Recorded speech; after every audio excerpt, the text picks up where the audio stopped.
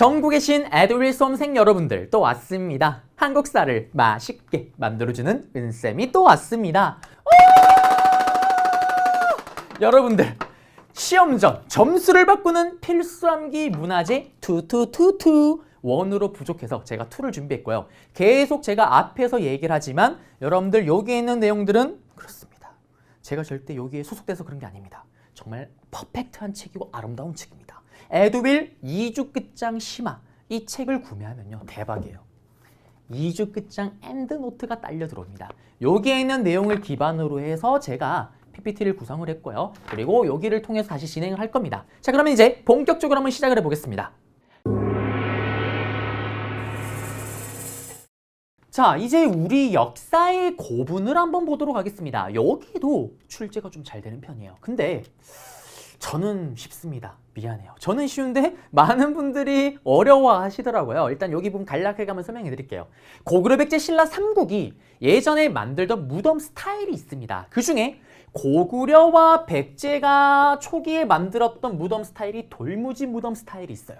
여기 뭐냐면 제가 죽었습니다. 그러면 야 죽고 그 위에 돌무더기를 까서 올리는 게 돌무지 무덤이에요. 그리고 그 위에 흙을 덮습니다. 이게 돌무지 무덤이고요. 여기서 신라가 약간 자기만의 독특한 무덤을 만들어요. 그게 바로 돌무지 덧널 무덤입니다. 앞에 고구려 백제 신라와 차이점은 덧널이 하나가 더 추가가 된 것뿐이에요. 뭐냐? 제가 또 죽었습니다. 신라에서. 그러면 저의 시신을 이렇게 나무널, 나무관에다가 짜서 놓고요. 껴묵거리 상자가 뭐냐면 저의 부장품입니다. 유물들. 같이 이렇게 묶고 그 다음 똑같아요. 돌무더기를 까서 올리고 그 위에 흙을 덮는 게 바로 돌무지 덧널 무덤입니다. 신라만 이렇게 한번 나무관을 한번 더 짜는 거예요. 이런 오랑캐 같은 쉐끼들아, 어떻게 왕의 높은 신분의 몸에다가 돌을 바로 까냐? 근데 이거나 저거나 똑같아요. 왜? 어차피 나무관이 썩어 문드러지는 건 똑같으니까. 어쨌든 중요한 거는 이 무덤의 스타일이에요. 보세요. 지금 이 돌무지 무덤이든 돌무지 덧널 무덤이든 돌을 까니까 여기 안에 공간이 있다 없다 공간이 없죠. 벽화가 나올 수가 있다 없다 벽화가 나올 수가 없습니다. 그 다음에 또 여러분들이 시대의 슈퍼 도둑놈이 된 거예요. 도굴꾼이 됐습니다. 유물을 훔치기가 쉬울까요? 어려울까요? 흙을 파는 건 쉬워요. 근데 여기 안을 들어갈 때 돌을 꺼내면 돌이 와르르 무너지겠죠. 그래서 유물을 훔치는 게 쉽지가 않습니다. 그래서 여기 껴묵거리, 유물 발굴 쉽지가 않기 때문에 도굴이 쉽지 않았고 많은 껴묵거리, 유물이 출토되었다라는 거. 그 다음에 신라의 돌무지 덧널 무덤은 신라에만 있었던 무덤 양식이기 때문에 시험에 이 무덤을 통째로 던져놔요. 이 도면도를. 다음과 같은 무덤을 제작하였던 왕조에 대한 설명을 오른 것은 화랑제도가 있었다, 노급이 있었다, 동시전을 설치하였다 이런 거 찾으면 신라 내용 찾으면 정답입니다. 또는 요거 주고 다음 무덤 양식에 대한 설명을 오른 것은 돌무지 무덤이다. 덧널 무덤이죠. 신라에서 제작되었다. 찾으면 정답. 그 다음에 도굴이 쉽잖아. 껴묵거리가 출토가 많이 되었다. 찾으면 정답. 이런 식으로 출제가 됩니다. 그리고 돌무지 무덤, 돌무지 덧널 무덤에서 마지막 끝판대장이 바로 굴식 돌방 무덤입니다. 고구려 백제 신라가 마지막엔 삼국이 다 이렇게 가요. 뭐냐? 이름 그대로 동굴 스타일의 돌로 된 방이 있다라는 거예요. 동굴. 초딩 때 엄마 아빠의 손을 잡고 엄마 무서워요. 못 들어가요. 들어가면 어떡해. 넘나 시원한 것. 엄마 넘나 아름다운 것. 했던 아름다운 추억이 있을 겁니다. 동굴. 입구는 코딱지만 하지만 들어가면은 엄청나게 돌로 된 방, 큰 방이 등장을 하는 거예요. 보세요. 들어가면 돌로 된 방들이 막 등장을 합니다. 그러면 여기는 누가 봐도 지금 공간이 없대요. 공간이 많잖아요. 그러니 여기에는 벽화가 등장할 수가 있었겠죠. 슈퍼 도둑놈이 됩니다. 들어가면 어떻게? 방이 다 있습니다. 싹 다 훔쳐오기 좋습니다. 그래서 유물이 잘 발견되지 않는다라는 거. 요 차이 잡으셔야 되고요. 그 다음에 시험에 가장 잘 나오는 거는 특이한 무덤 스타일 하나가 있습니다. 바로 벽돌 무덤이에요. 보시면은 벽돌 무덤이 아마 여기 있죠. 이겁니다. 시험에 단독으로 나오는 거. 자, 벽돌 무덤은 뭐냐면요. 여기 있는 것처럼 무령왕릉이에요. 특히 무령왕릉인데 백제의 무덤들 중에서 유일하게 사실상 삼국시대의 왕의 무덤 중에 유일하게 누구의 무덤인지 주인공을 알 수 있는 무덤이 바로 백제 무령왕릉입니다. 여기 무덤을 발견했는데 배수로 공사 사실 좀 쓰레기 같은 얘기를 좀 하자면 여기에요. 고분군이 모여 있잖아요. 모여 있는데 1호부터 6호까지 싹 다 일본 쉐끼들이 다 도굴하고 약탈을 합니다. 그런데 여기만큼은 발견되지가 않았던 거예요. 그런데 그 앞에 5호분과 6호분 앞에 언덕이 있었는데 그게 바로 무령왕릉이었는데 사실 사람들이 그 사실을 몰랐던 거예요. 5호와 6호분이 예전에 약탈을 많이 당하고 비만 오면은 물이 막 넘치다 보니 그거 배수로 공사를 하는 과정 속에서 이게 발견이 됩니다. 그리고 무덤의 주인공인 걸 알 수 있는 이유가 뭐냐면 이거를 발굴하는 과정 속에서 지석이라 그래서 돌로 된 글로 된 글이 적힌 지석이 2장이 발견이 돼요. 거기에 뭐라고 적혀있냐? 영동대장군 백제사마왕. 영동대장군은 중국으로부터 받은 관직이고요. 사마왕이 바로 백제 무령왕의 살아생전의 이름인 거예요. 그래서 시험에 사마왕 샤랑샤랑 꿀랑꿍 해놓고 물어봤을 때 여러분들이 무령왕인 걸 알고 문제를 푸셔야 되는 거고요. 이 무령왕릉을 통째로 주고 특히 여기서 발견된 귀여운 동물 모양이 하나가 있습니다. 진묘수라 그래서. 그 다음에 여기서 금제 장식이 또 발견이 돼요. 무령왕릉의 대표적인 유물입니다. 다음 유물과 관련된 왕에 대한 설명을 온 것은 바로 22담로를 설치하였다. 중국 남조와 교류하였다. 이런 무령왕의 업적을 찾으면 정답이고요. 또 이거는 딱 봐도 우리나라 무덤 스타일이 아닙니다. 벽돌 기와집 같은 벽돌을 착착착착 쌓아 올린 벽돌 무덤 양식이에요. 요거는 당시 중국 남조의 스타일입니다. 중국과 무령왕이 신나게 교류한다고 얘기를 했잖아요. 그 증거가 이거예요. 또 시험에 나오면 무령왕릉 통째로 던져놓고 다음 문화유산에 대한 설명을 옳은 것을 했을 때 중국 남조와의 교류 찾으면 정답이 되겠습니다. 그래서 여기 무령왕릉 얘기를 해드렸고요. 그리고 또 무령왕이 업적으로도 문제가 나온다라는 거고 사마왕이 무령왕이라는 것도 아셔야 됩니다. 그리고 다시 돌아가서 여기 자 고구려인데요. 여기 있는 것처럼 돌무지 무덤에서 마지막 끝판대장 굴식 돌방 무덤으로 바뀌는데 돌무지 무덤 초기 양식이 뭐냐면은 여기 장군총입니다. 장수왕의 무덤으로 추정되는 이 장군총. 그리고 보시면 백제도 돌무지 무덤이고 나중에는 결국 다 굴식 돌방 무덤으로 가는데 특이한 무덤 형태로 벽돌 무덤 무령왕릉에 하나 있었다라는 거고요. 여기 보시면 롯데월드, 꿈의 나라, 너구리 월드, 롯데월드 근처에 석총동 고분이 있습니다. 공원이 하나가 있어요. 여기 무덤은 근초고왕의 무덤으로 추정되는 건데 지금 보시면 장군총의 무덤과 근초고왕의 무덤으로 추정되는 석총동 고분의 무덤 스타일이 비슷합니다. 똑같아요. 여기가 날아가서 좀 작아 보이는 것 뿐입니다. 그래서 이걸 통해서 또 뭘 할 수 있냐? 이 무덤 2개를 동시에 같이 줍니다. 그래놓고 다음 문화유산을 통해서 알 수 있는 내용. 다들 아시는 것처럼 고주몽, 부여에서 슈퍼왕따를 당하면서 밑으로 내려와서 고구려를 오픈합니다. 그리고 고구려를 오픈할 때 부여에서 도망칠 때 임신한 와이프가 있었죠. 임신한 와이프, 날 따라오지 마라. 당신도 위험하지만 뱃속의 아기도 위험하다. 대신에 아들이라면 내 칼을 빵! 반 뿌려서 반을 주죠. 이 칼을 들고 찾아와라. 그리고 도망가서 고구려를 오픈하고 세장가를 갑니다. 막장 드라마의 스토리가 시작이 되죠. 그리고 세장가를 가서 놓은 자식이 낳은 자식이 바로 비류와 온조입니다. 그러면 이 비류와 온조 왕이 될 줄 알고 열심히 준비를 하고 있는데 어느 날 갑자기 파파 잊고 있던 당신의 아들 칼을 들고 찾아오죠. 마이 선, 네가 다음 왕. 그가 바로 2대 유리왕입니다. 졸지에 뻥졌던 비류와 온조, 특히 온조는 지금의 너구리 월드, 잠실 쪽에 나라를 오픈한 게 바로 백제죠. 이 얘기를 왜 했냐 장황하게. 그러면 백제라는 나라는 고구려 사람들이 내려와서 한강 유역에 있던 토착민과 함께 나라를 만든 거잖아요. 고구려 사람이 내려왔다 그 증거가 있어야죠. 고구려 왕의 무덤으로 추정되는 무덤과 백제 왕의 무덤으로 추정되는 무덤의 스타일이 똑같구나. 그래서 요거 줬을 때 정답은 뭡니까? 고구려 사람들 유민이 백제 건국에 기여하였다. 찾으면 정답입니다. 그 다음에 이제 가야로 가볼게요. 가야도 시험에 나와요.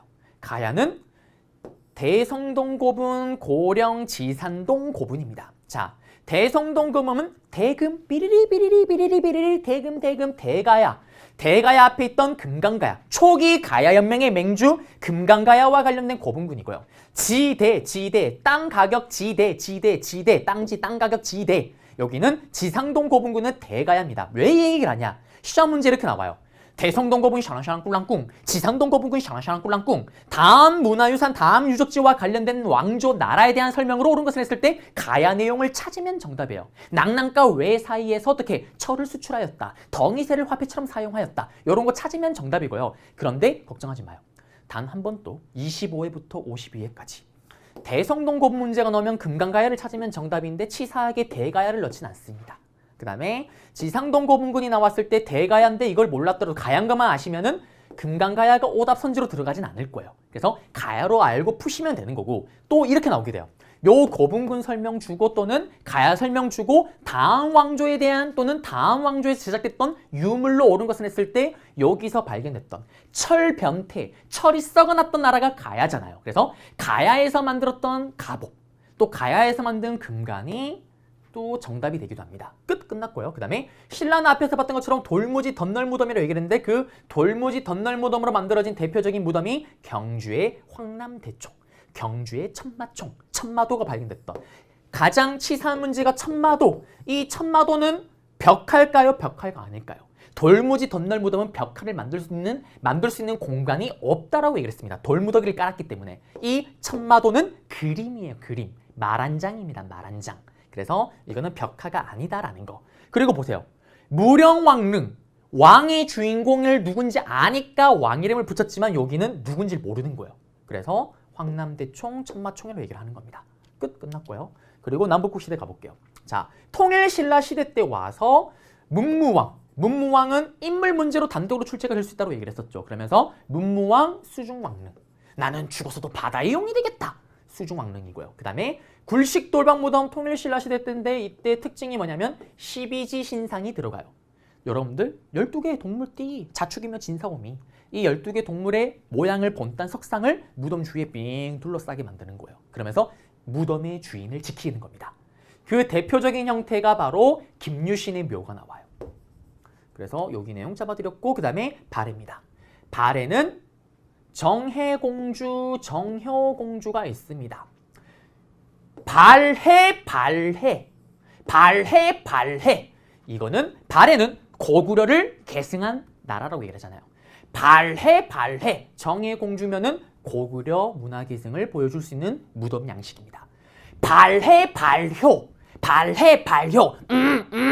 냄새, 당나라 냄새. 여기는 당나라의 영향이 들어갔습니다.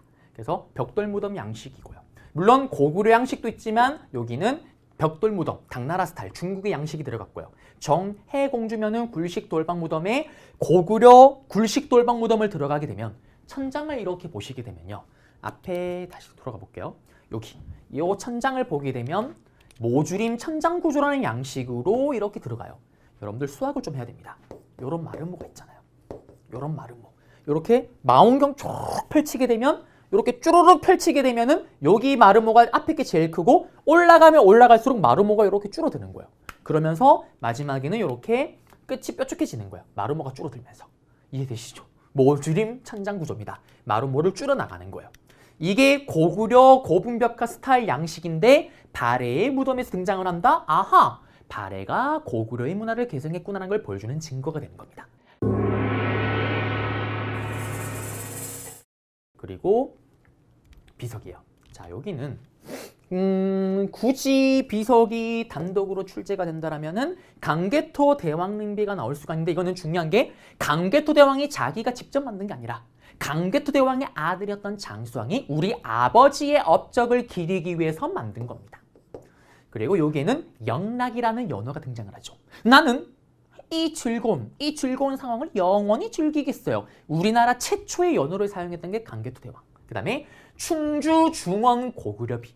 자, 여기는 장수왕이 또 한강 유역을 차지하고 자기의 업적을 자랑하고 기리기 위해서 만든 비석인데요. 자, 여기는 지역사 문제가 나올 때 등장을 해요. 충주 지역입니다. 충주 지역이 세워졌다라는 거.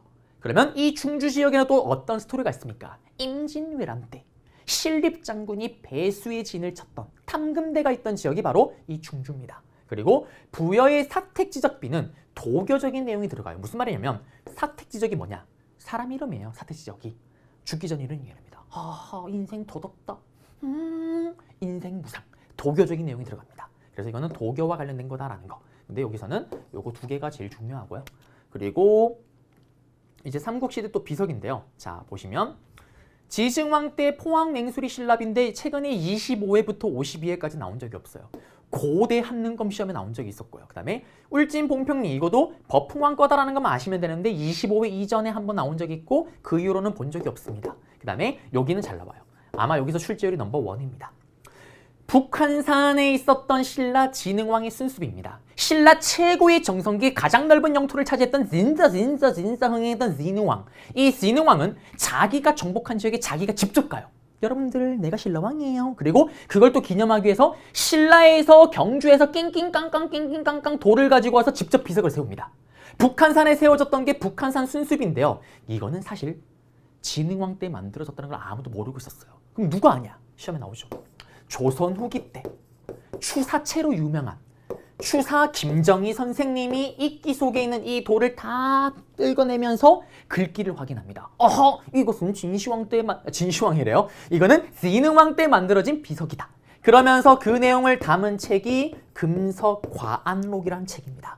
시험에 나오면 어떻게 나올까요? 추사 김정희가 어떻게 금석과안록이라는 책에서 이게 진흥왕 때 만들어진다는 것을 밝혀냈다. 그리고 그전에는 글씨가 없는 줄 알고 이게 무자비, 없을 무, 글자가 없다서 무자비라고 불리기도 했었고요. 그 다음에 무학대사가 이성계를 도와서 조선건국에 기여했던 무학대사가 길을 가다가 아하! 실수로 도착했다 해서 무학대사 왕신비로 불리기도 했었습니다. 이런 내용을 할 때 이거 찾으면 정답이 되겠습니다. 그 다음에 창녕신라 진흥왕 척경비라는 게 있었다라는 거고 단양신라 적성비, 여기는 신라 진흥왕의 4개의 순수비가 있었고 본인이 당량은 직접 가지 않았던 거예요. 그래서 순수비라는 칭호를 주진 않고요. 마운령 순수비, 그 다음에 황초령 순수비 전부 다 진흥왕의 업적입니다. 그래서 또 시험에 이렇게 나오기도 하겠죠.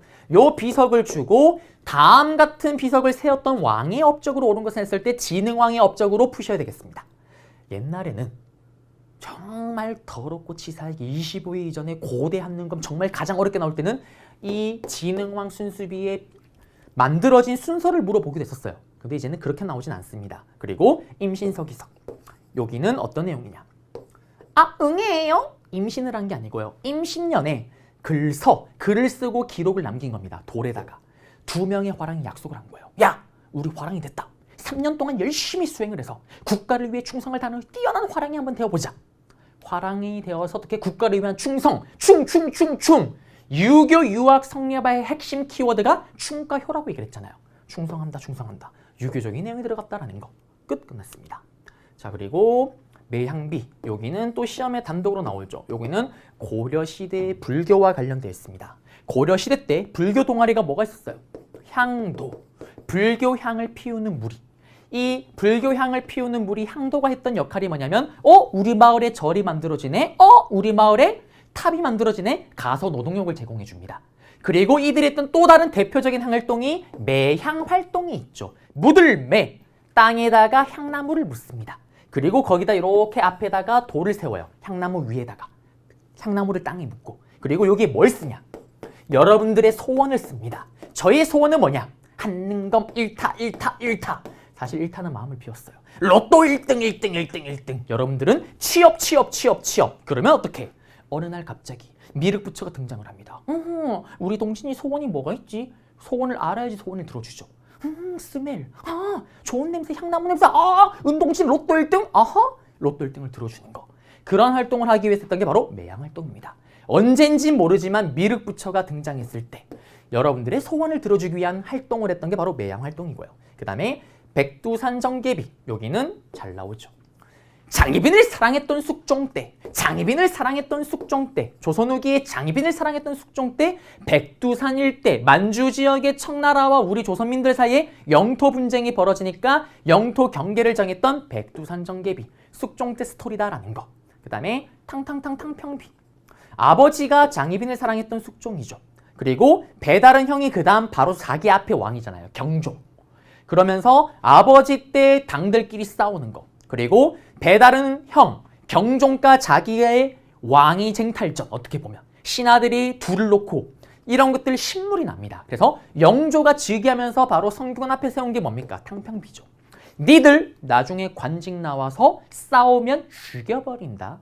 여기에 들어가 있는 내용입니다. 그래서 시험에는 이 탕평비 내용을 주고 다음 같은 비석을 세웠던 왕의 업적으로 오는 것은 또 영조의 업적으로 푸시면 되는 거예요.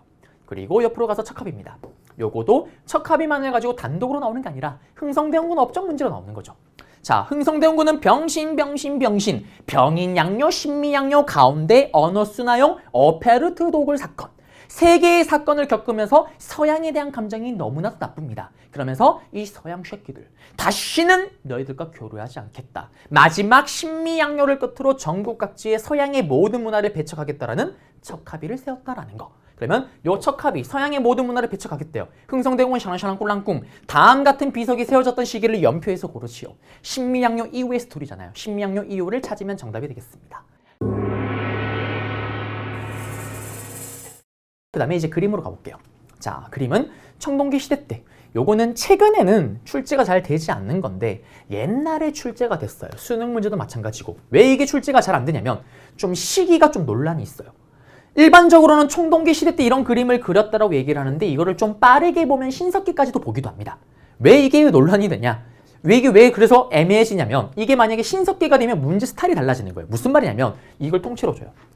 다음 같은 암각화, 돌에 그림을 새겼던 이런 암각화를 새겼던 시기에 볼 수 있는 사회상, 생활상으로 옳은 것은 기본적으로는 일단은 청동기로 알고 푸시면 돼요. 그렇지만 예전에는 청동기로 그냥 푸시면 되는데 요새는 신석기까지 보기도 하기 때문에 최근에 논란이 돼서 그런지는 출제가 되지 않고 있습니다. 그래서 일단 여러분들은 기금은 여기 보시면 청동기라고 푸시면 돼요. 그래서 여기 보시면 신석기 말부터 청동기 시대로 추정한다고 얘기를 하잖아요. 끝났고요. 그리고 삼국시대 현무도 요거는 시험 문제 나오면 어떻게 나올까요? 도교와 관련되어 있습니다. 자, 사신도 고구려 고분벽화에는요 주작, 현무, 그리고 백호, 청룡 4개의 동물이 그려져 있습니다. 이 4개 동물이 무덤의 주인을 지켜주는 거예요. 근데 이 4개의 동물 이거 타는 사람 누굴까요? 우리 산신령님 도사들이 이거 타고 다닙니다. 바로 도교와 관련된 그림이다라는 거. 그러면 도교 설명 막 나와요. 도사가 수행을 위해서 불로상생을 한다. 다음 종교와 관련된 문화유산을 오른 것은 찾으면 정답입니다. 그리고 무영총, 무영도, 각조총 여기는 또 뭐와 또 관련된 게 나오냐면 각조, 씨름을 하고 있는 건데요. 여기 보시면 이 사람 머리를 보세요. 이거 우리나라 스타일 머리가 아니에요. 화질이 좀 꾸지긴 하지만 여기 눈을 보면 쌍꺼풀이 짙게 있습니다. 쌍꺼풀이 없는 저의 눈, 이게 바로 조선인입니다. 우리나라 정통 눈이에요. 여기 쌍꺼풀, 코가 매부리코입니다. 요거 우리나라 스타일이 아니에요. 서역 사람입니다. 고구려가 서역과 교류했다는 걸 보여주는 증거고요. 그 다음에 기억나세요? 천마총, 돌무지 덧널 무덤인데 천마도가 발견됐어요. 이거는 벽화가 아닙니다. 요거는 아까 얘기했잖아요. 띠기딕 말을 탈 때 앉는 말한장이에요. 말 배가리개입니다. 그래서 여기 내용 잡아드렸고요. 그 다음에 삼국시대로 가볼게요. 공민왕 때 그려진 것으로 공민왕이 그렸다라고 추정되는 천산 대렵도입니다. 자, 이거는 시험에 나오면 어떻게 나오냐면 공민왕이 그렸다라고 추정을 하기 때문에 이걸 가지고 문제를 공민왕 업적으로 내긴 좀 힘들고요. 보시면 여기 머리털이 없어요. 대머리가 아니라 머리털을 쫙 까버리고 뒤로 쫙 묶습니다. 이게 몽골 스타일 머리 묶는 변발이잖아요. 그러면 요걸 주고 다음 같은 그림이 그려졌던 시기에 공민왕 때라고 추정하니까 어쨌든 이게 원간석기일 거 아니에요. 그러면 원간석기 때 내용을 찾으면 정답이 되는 겁니다. 그렇게 출제가 될 수 있다는 거고 해어의 관음보살도 김우문의 수월 관음도 이거는 고려시대의 그림이구나라는 것만 아시면 됩니다. 그리고 이제 조선으로 가볼게요. 조선 초기입니다. 조선 초기의 그림 요거 2개 꼭 기억하셔야죠. 단독으로 출제가 됩니다. 안견의 목류도원도. 자, 이거는 세종대왕의 셋째 아들이었던 안평대군이 꿈을 꿔요. 꿈을 꿨는데 자기가 생각했던 상상의 무릉도원을 보게 된 거예요. 그리고 이것이 무릉도원하고 꿈에서 딱 깼는데 너무나 아까운 것. 그러면서 그림을 그리는 하원이었던 안견을 부릅니다. 내가 꿈에서 거닐유. 내가 꿈에서 거닐면서 무릉도원을 봤거든. 그것 좀 그림으로 그렸죠. 라고 그린 게 바로 목류도원도예요. 믿기 힘들지만 여기가 바로 현실 세계래요. 믿기 힘들지만 여기가 바로 이상 세계래요. 저는 수십 번을 봐도 그림에 소질이 없나 봐요. 그놈이 그놈 같습니다.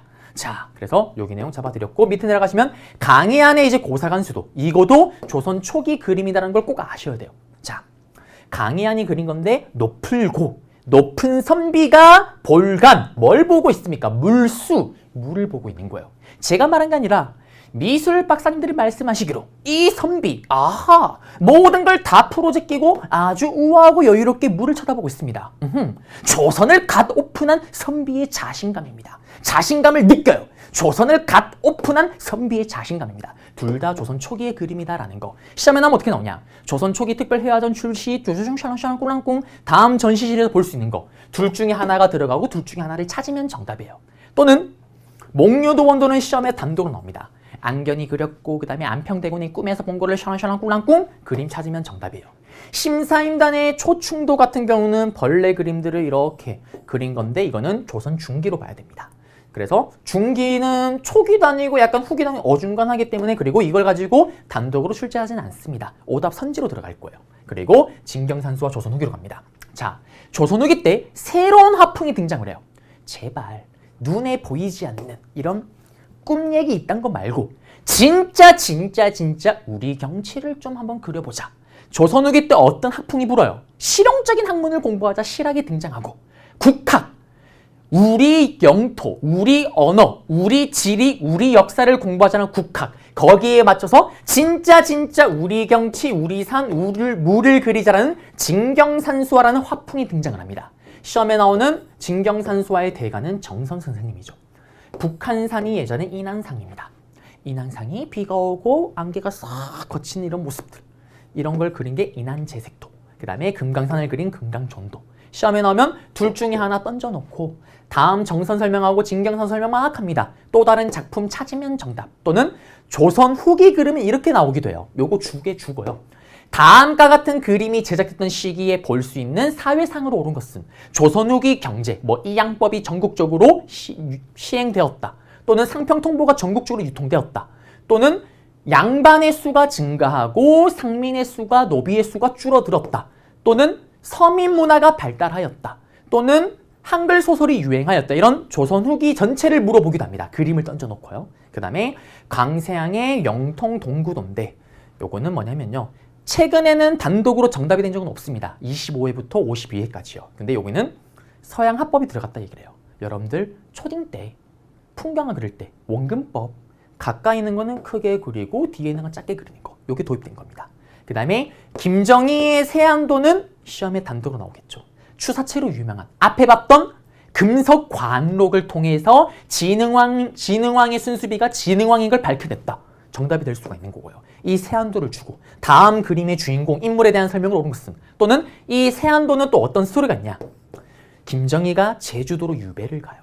근데 유배를 가니까 자기를 따르던 그 수많은 제자들이 연락을 끊습니다. 왜? 김정희는 이미 끈떨어진 동아줄입니다. 이미 이제 인맥 관리고 이런 할 필요가 없는 사람이 된 거예요. 유배를 가면서. 근데 이 상적이라는 인물이 홀로 유일하게 청나라에 가게 되면은 스승을 위해서 귀한 책을 구하다가 계속 제주도로 보내줍니다. 그런 이 상적의 마음에 감사하면서 김정희가 그렸던 게 바로 세안도다라는 거. 그러면 방금 제가 얘기했던 설명 샤랑샤랑 꿀랑꿍 던져놓고 그 그림 세안도 찾으면 정답. 또는 이거 주고 그림까지 주고 요 스토리까지 설명 다 주고 다음 인물에 대한 설명을 옳은 것은 추사체 또는 금석관록 진흥왕의 순수비를 밝혀냈다. 찾으면 정답이 되겠습니다. 그리고 조선 후기 때 계속 갑니다. 미나. 누가 그린지는 알 수가 없어요. 민이 그린 그림이 큰 인기를 끕니다. 조선 후기 때 큰 트렌드가 뭡니까? 서민 문화의 발달이죠. 조선 후기 때 이양법 전국적 유통. 농민들이 떼부자가 된 애들이 생겨납니다. 그러자 농민들이 시장에 가서 사치를 부리죠. 그러면서 돈을 많이 번 또 상인들이 등장을 해요. 농민과 상인이 성장하면서 돈 여유가 생기니까 그들이 문화의 주인공이 되기 시작을 합니다. 문화를 즐기는 거예요. 그러면서 조선 후기 때 서민 문화가 등장하고 그 중에 하나를 보여주는 게 미나입니다. 이 미나는 지금으로 치면 연예인 브로마이드 같은 거예요. 집에 붙여놓고 해졌네? 뜯어버리고 딴 것도 사서 갖다 붙이는 거예요. 그러면 이거는 간단한 내용이 들어갑니다.